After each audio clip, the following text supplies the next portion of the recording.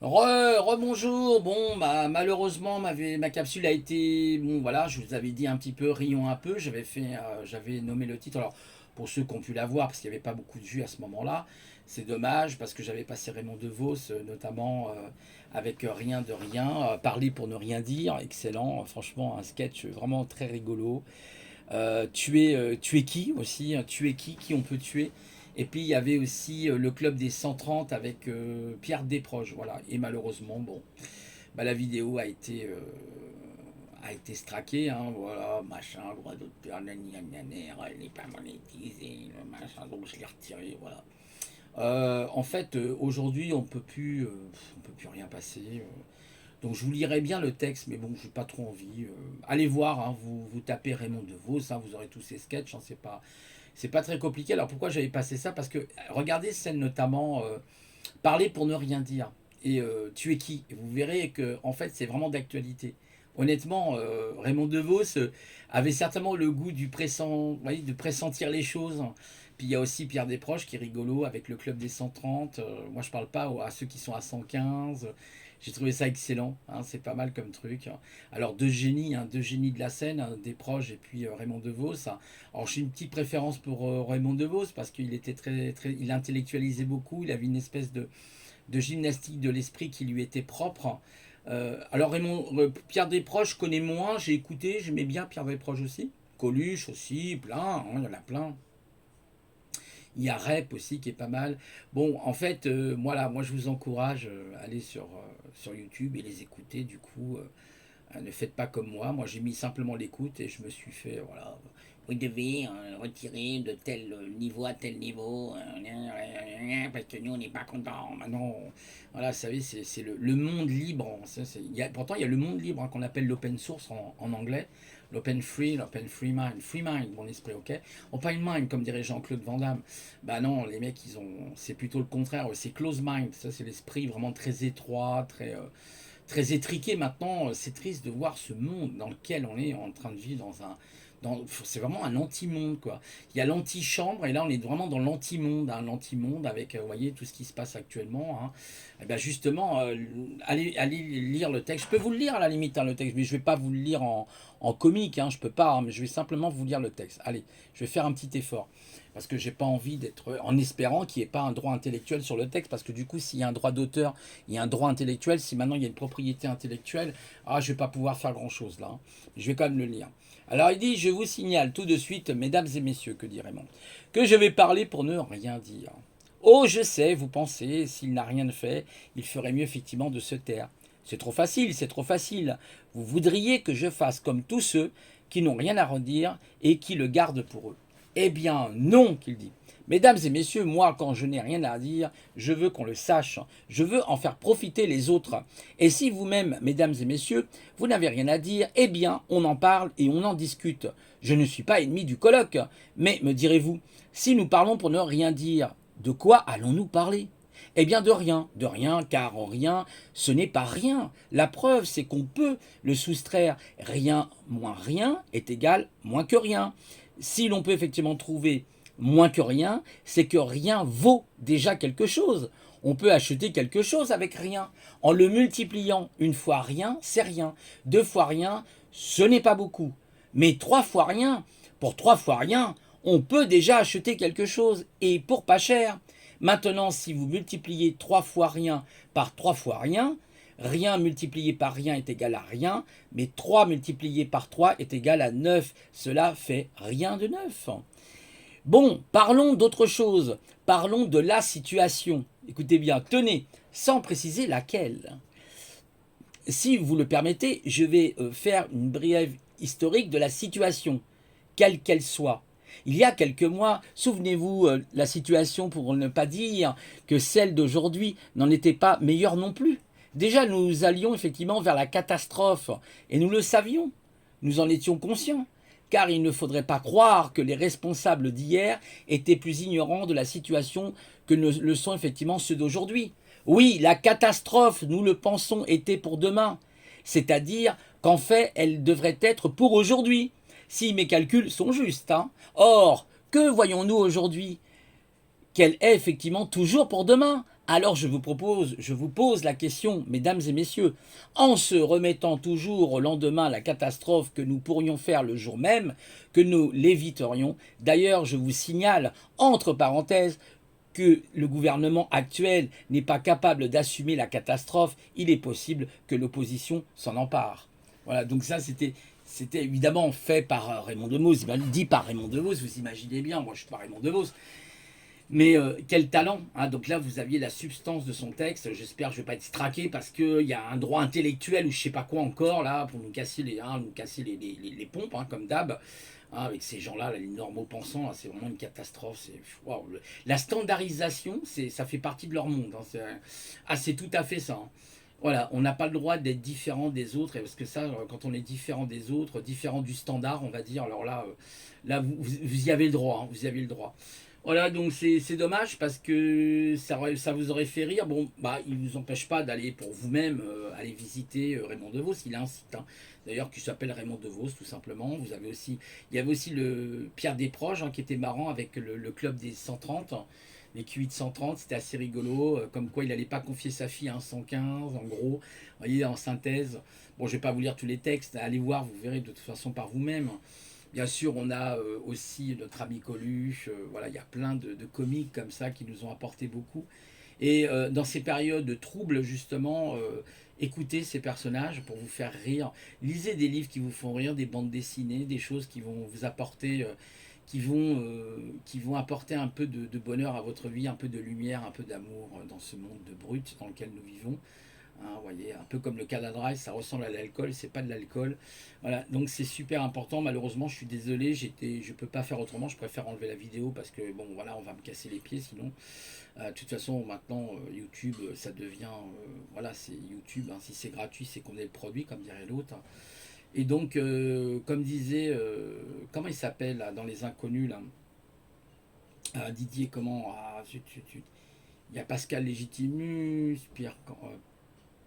Bernard Campan, Didier, comment il s'appelle? Il avait été interrogé par je sais plus qui là qui disait c'est notre dernier, le rire en fait est le dernier, la dernière digue si vous voulez pour pouvoir, parce que là on est en train bientôt rire sera un délit. Vous voyez ce que je veux dire? Aujourd'hui rire va bientôt être un délit dans le monde orwellien et le monde d'Aldous Huxley, ça sera un délit. Vous voyez, vous serez vous aurez une amende, vous savez, comme c'était quoi? C'était dans Demolition Man. Ah, vous avez dit un gros mot. Alors on va vous retirer ça de vos points, etc. Vous avez dit un gros mot. Vous devez une amende de 10 euros. Vous devez une amende de 100 euros. Non mais on va vivre dans un monde de dystopie totale. Hein. Bon, ils ont qu'à regarder leur dystopie, j'en veux pas.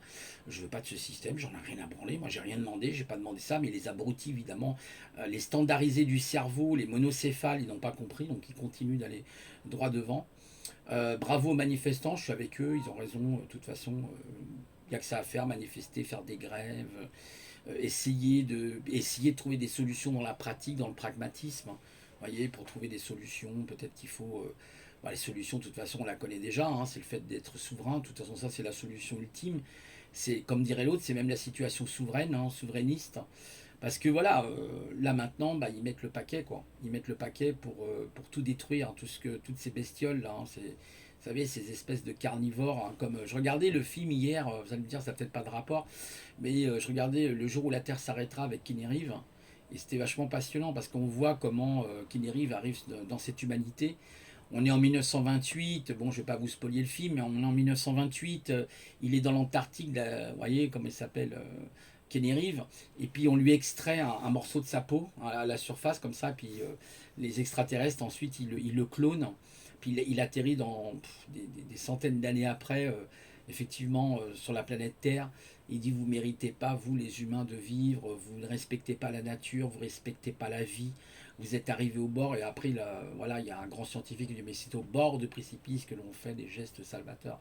Ouais, enfin des fois quand il est trop tard aussi malheureusement. Les dinosaures, est-ce qu'ils ont pu faire un geste salvator? Non, ils n'ont pas pu en faire un. C'est une météorite qui leur est tombée sur le coin de la tronche. Ça a dû être compliqué. Donc en fait, on est là aujourd'hui, hein, on est dans ce truc-là, donc c'est fini, le monde que vous avez connu, le monde ancien. D'ailleurs, Monsieur Klaus Schwab s'en est vanté, hein, le monde d'après, hein, voilà tout simplement, hein, comme le jour d'après, le monde d'après, le transhumaniste. les transhumanistes dégénérés du cerveau. Certains me diront, oui, mais toi, t'es pas un progressiste, hein, toi, t'es pas dans l'âge des Lumières. Hein. Bah, si, justement, mais pas pour ce progrès-là. Hein, comme disait Rabelais, science sans conscience et ruine de l'âme. Et on est en plein dedans. On est en plein dedans. On est dans une dystopie totale. On est dans une disruption absolue. Hein, c'est-à-dire, tout va trop vite. Hein, on n'arrive plus à suivre. Donc, je discutais avec une amie là tout à l'heure. On en parlait justement. Le lien avec la nature, moi j'y reviendrai bien parce que de toute façon, enfin j'y suis un peu quand même heureusement, mais je dirais que ouais c'est la seule chose qui nous sert, le seul recours qu'on a aujourd'hui c'est ça, d'essayer de revenir avec les bouts de nature qui nous restent parce qu'ils sont en train de tout détruire. Hein. Regardez en Chine, là ils sont en train de construire des gares, là, des machins, là, c'est que ça se reproduit comme des mouches, là c'est en train de faire un truc, mais c'est immense, là c'est, oh là là, vous verriez les campagnes en Chine, ils sont en train de tout détruire pour mettre des routes, des trains, des machins, ouais, c'est vraiment, vous savez, ça me rappelle un peu comment la chanson de, comment il s'appelait, j'aimais bien, comment il s'appelait ce chanteur, zut, t'es né dans une fosse à purin, comment il s'appelait, zut, Mickey 3D. Rappelez, tapez Mickey 3D, t'es né dans une fosse à purin, nanana, avec tes bottes est arrivé, l'humain a fini par détruire son environnement, voyez, à détruire, à faire un festin du malheur, quoi. C'est exactement dans ça qu'on est. Je vais pas vous brosser un tableau dramatique de la situation, mais dans la factualité, on voit bien ce qui se passe. Voilà, on voit bien ce qui se passe. Ils sont devenus complètement fous, tous ces gens-là. Il est temps de les interner, les enfermer, les psychopathes, sociopathes, pervers narcissiques, tous ces psychopathes du cerveau là qui ont quand il est là, de là, le micro là. En fait, ils ont des rires, ils sont même pas naturels. Vous voyez, tout est artificiel chez eux. Il y a rien. Vous savez, en fait, le rire, on dit que le rire est le propre de l'homme. Et en fait, quand on les entend rire, on sent que c'est un rire de pervers narcissique ou de sarcastique. Ils ont un rire très sarcastique. Ça y est, c'est mécanique. Il n'y a rien de naturel. Ça, ils sont pas d'âme, donc ça vient pas de leur âme. Ils sont que dans l'imitation. Donc ils savent pas rire d'eux-mêmes aussi la majorité du temps. Ça s'appelle l'autodérision, mais l'autodérision, bah, ils connaissent pas, hein, ils savent pas rire d'eux-mêmes. Euh, c'est comme la parodie, vous faites de la parodie sur les autres, certes, mais il faut savoir aussi accepter la parodie qu'on fait sur vous. Voilà, c'est aussi une façon de rire de soi et de rire des autres et de rire de soi aussi. Mais pour rire des autres, il faut déjà savoir être dans l'autodérision de soi, justement. Parce que malheureusement, on voit pas trop autour de nous, quoi. Voilà, donc c'est ça qui est franchement fatigant quoi, avec ces gens-là. Voilà, c'est des espèces de robots, vous savez, des cyborgs, euh, comme dans le film justement, le jour où la Terre s'arrêtera, cette espèce de cyborg là géant qui fait au moins 40 ou 50 mètres de haut, là, il est immense. Et avec leur petite technologie, ils n'arrivent pas du tout à faire quoi que ce soit, hein. Ils n'arrivent pas à maîtriser cette technologie venue d'ailleurs, vous savez. Parce que l'humain se croit tellement malin. D'ailleurs, à un moment donné dans le film, elle dit qu'est-ce que vous êtes venu faire sur notre terre. Il la regarde, quoi, votre terre.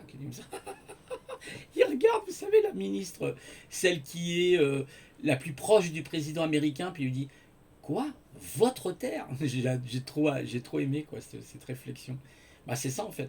Là vous voyez maintenant pour revenir au rire, bah on peut plus rire quoi. Donc si je suis désolé, j'ai été obligé de la couper parce que voilà après je vais avoir des ennuis, des problèmes. Hein, vous savez c'est comme ça que ça se passe maintenant aujourd'hui. Vous avez des gens très procéduriers, donc ils aiment ça, hein, tous les procéduriers là, vous savez les tireurs de langue et compagnie, là, les psychos rigides là, du cerveau. Ouais, franchement, on est loin de la flexibilité de l'esprit, là. Hein. Ça devient vraiment très très chaud, quoi.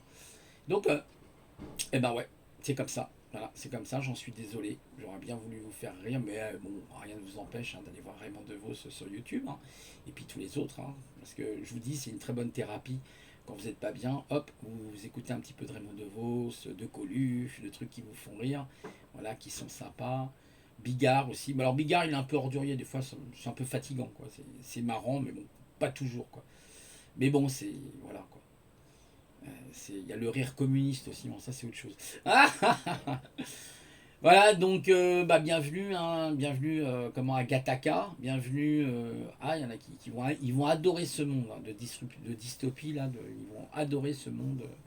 Ah non, on n'est pas dans la singularité de l'évolution humaine, là, on est plutôt dans la désingularité, si je sais pas, si on peut employer cette expression, la désingularité des choses, là, Ah, il y a des gens qui s'imaginent que leur vie va être meilleure parce que demain ils seront, vous savez, transhumanistes, ils vont être immortels. Ah non, tu seras jamais immortel, mon ami. Même une voiture, ses pièces s'usent, même un robot, ses pièces s'usent, donc non, tu ne seras pas immortel. Bah, c'est tout à fait l'opposé en fait de nos dieux, de nos déesses, de ces civilisations qui sont venues sur Terre, que vous le vouliez ou non, hein, les guignols là. Ça, il suffit simplement de regarder la proto-histoire, la proto-archéologie, pour savoir qu'il s'est passé beaucoup d'événements sur notre planète, hein, il y a très longtemps, il y a 100 000 ans, 150 000 ans. L'Homo sapiens moderne aurait environ 100 000 ans à peu près, le plus ancien aurait 300 000 ans, 250 000. Bon, c'est des estimations, hein, notamment de Bleuette Dio, hein, qui avait fait ses estimations par son travail de recherche, parce qu'elle, elle est sur le terrain. Elle n'est pas en train de faire du gratte-papier comme certains archéologues et autres qui font. Moi, je suis archéologue. Ouais, ah ouais, ouais. Je fais du web binaire, mais je suis archéologue. D'accord, ok. Tu es sur le terrain? Non. Tu fais de la paléontologie? Non. Alors que c'est une personne, elle, sérieuse, qui ramène des photos, preuve à l'appui. Elle montre très bien qu'il y a eu des civilisations très anciennes qui étaient là, il y a très longtemps, comme les Atlantes, les Mus. On retrouve d'ailleurs cette fameuse civilisation sumérienne.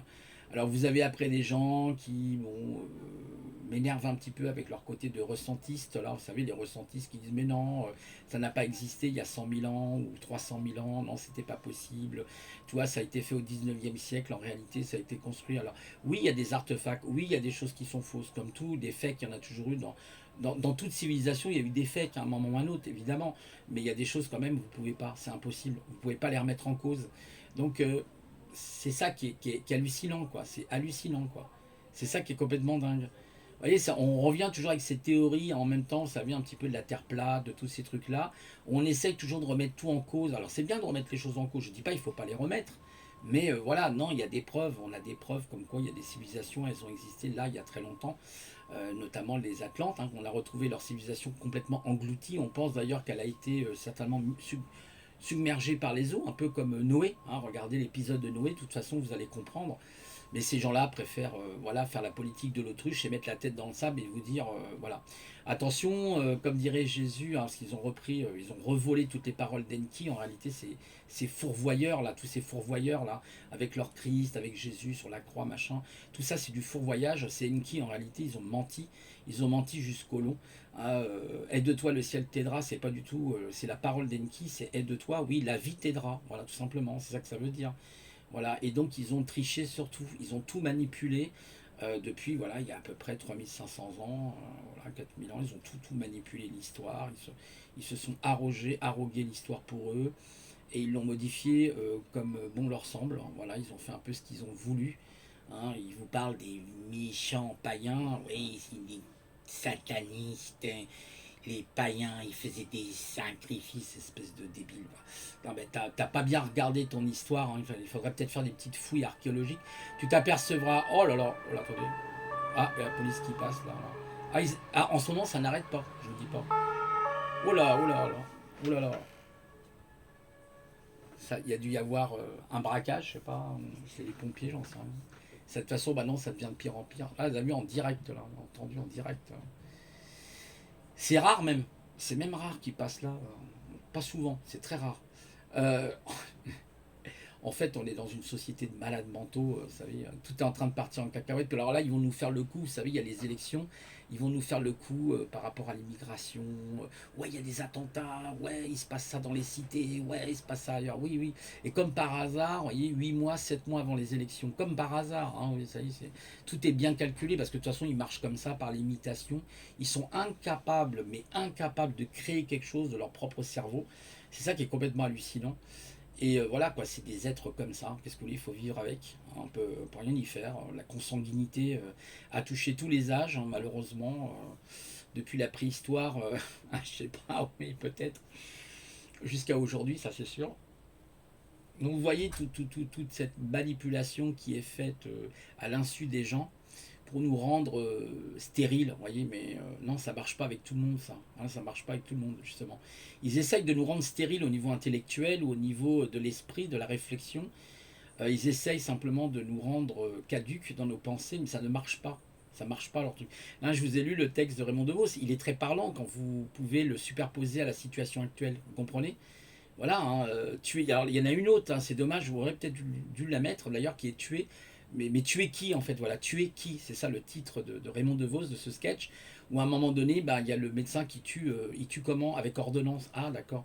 Et t'en es à ton, voilà, bah, qu'est-ce qu'on a, voilà, hein, les docteurs Mengele sont où? Et en fait, c'était hallucinant ce qu'avait dit, et ça date des années 90, hein, en 90, 99, qu'avait fait ces sketchs Raymond DeVos. Vous imaginez? Le gars, c'était déjà, voilà, il y avait déjà un côté prédictif. Vous voyez, dans ce que disait Raymond DeVos, il y avait un côté prédictif. C'est indéniable, c'est indéniable. Eh ben, comme dirait l'autre, hein, voyez ce que je viens de faire, qu'ils aillent tous se faire foutre, ces connards. Et puis ceux qui, voilà, hein, qui pour le moment eu le truc là, bah, préparez-vous pour l'hiver. Hein, je vous le dis tout de suite, le professeur Perron a pas de très bonnes nouvelles, hein, je vous le dis tout de suite. Voilà, donc surtout croisez pas le sauvage, hein, parce que là vous êtes dans la merde. Donc bah, bon courage à vous, bon courage à tous, parce que voilà, nous vivons des temps sombres, des temps où les nuages déboulent à une très grande vitesse sur nous. Mais ça ne durera qu'un temps, ne vous inquiétez pas, je vous en ai parlé 42 mois, hein, depuis le 12 juillet, où le Micron a fait son discours, hein, je vous avais dit le chiffre 6, hein, et que ça durerait effectivement 42 mois, 4 plus 2 ça fait 6 aussi, vous voyez, ah, bah, tout est lié. Hein. Et puis 2025, bah, c'est le 9, ah, le 9 va s'opposer au 6, là, hein, il va se passer beaucoup de choses, c'est aussi le chiffre de nos dieux, c'est le chiffre des 9 mondes d'Odin, hein, vous voyez, avec Asgard, hein, rappelez-vous, la ville des dieux, la cité des dieux, Asgard, hein. Voilà, le chiffre 9, les 9 mondes, hein, le 9 mondes odinique. Voilà. Oh là là, ça chauffe là, je sais pas ce qui se passe, mais. Allons, ça arrête pas là. Bah ouais, peut-être qu'il y a des manifs là aussi, parce que je sais qu'il y en a qui manifent là. Ouais. Ah, ça devient chaud partout. Ça va être de plus en plus tendu là. Voilà, bah de toute façon, avec ce que l'on a à la tête, hein, à la tête du gouvernement, hein. Vous savez, quand la tête, elle est. Je sais pas, je crois un proverbe chinois qui dit les poissons pourrissent par la tête, c'est ça, il me semble. Hein. Ouais, ok. Moi, je vous laisse sur cette pensée. Allez, bon courage à vous. Peut-être à ce soir, peut-être. Hein. J'en suis pas sûr. Allez, au revoir.